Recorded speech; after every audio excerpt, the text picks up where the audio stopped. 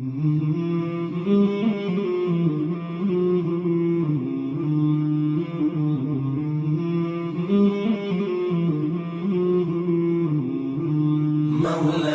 صل وسلم دائما أبدا على حبيبك خير الخلق كلهم۔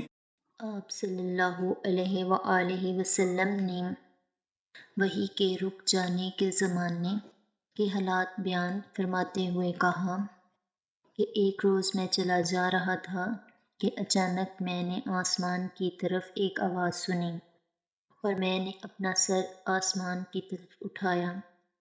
کیا دیکھتا ہوں کہ وہی فرشتہ جو میرے پاس غار حرا میں آیا تھا وہ آسمان و زمین کے بیچ میں ایک کرسی پر بیٹھا ہوا ہے۔ میں اس سے ڈر گیا اور گھر آنے پر میں نے پھر کمبل اوڑھنے کی خواہش ظاہر کی۔ اس وقت اللہ پاک کی طرف سے یہ آیات نازل ہوئیں، اے لحاف اوڑھ کر لیٹنے والے، اٹھ کھڑا ہو اور لوگوں کو عذاب الہی سے ڈرا اور اپنے رب کی بڑائی بیان کر، اور اپنے کپڑوں کو پاک صاف رکھ اور گندگی سے دور رہ۔